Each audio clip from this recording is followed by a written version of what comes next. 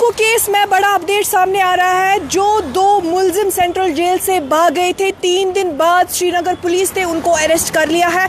अभी का important update Srinagar से आ रहा है, जहां पर आपको बता दें कि 23 अगस्त को 2 मुलजिम सेंट्रल जेल से फरार हुए थे और ये रिपोर्ट्स के मुताबिक कहा जा रहा था कि दीवार से छलांग लगाकर उन्होंने सेंट्रल जेल क्रॉस किया था और वो वहां से फरार हो गए थे। लेकिन अभी राहत की खबर ये है कि श्रीनगर पुलिस की तरफ से बहुत बड़ी कार्रवाई को अंजाम देते हुए उन 2 मुलजिमों को अरेस्ट किया गया है। हमने ये भी देखा था कि इसमें सेफ्टी एडवाइजरी श्रीनगर पुलिस की तरफ से भी आई थी, चाइल्ड सेफ्टी एडवाइजरी, जिसमें यह कहा गया था कि बच्चों को आप खुद स्कूल या मदरसे तक छोड़े। उस एडवाइजरी में ये भी लिख के था कि स्कूल आवर्स के दौरान बच्चों को बाहर ना छोड़े और किसी भी स्ट्रेंजर के हाथ में बच्चों को हैंड ओवर ना करे। जिस सब में हमने देखा कि अब राहत की खबर यह है कि श्रीनगर पुलिस की तरफ से जो 2 लोग सेंट्रल जेल से फरार हुए थे, उन 2 मुलजिमों को पकड़ा गया है, जिसका नाम एक का नाम फरमान अहमद बताया जा रहा है। हम आपको जो नाज़रीन अब हमारे लाइव के साथ जुड़ रहे हैं उनके लिए मैं एक बार फिर से दोहराऊं कि पॉस्को केस हाल ही में आपने देखा था कि 23 अगस्त को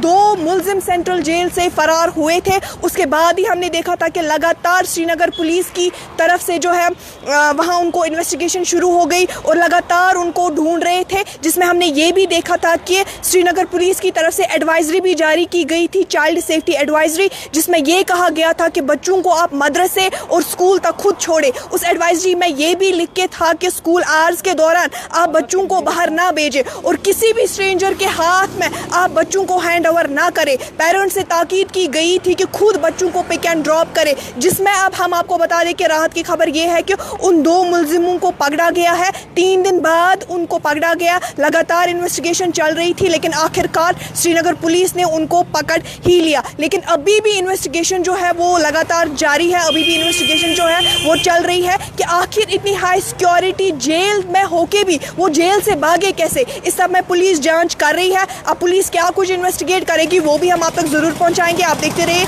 न्यूज़ इनसाइडर 24/7।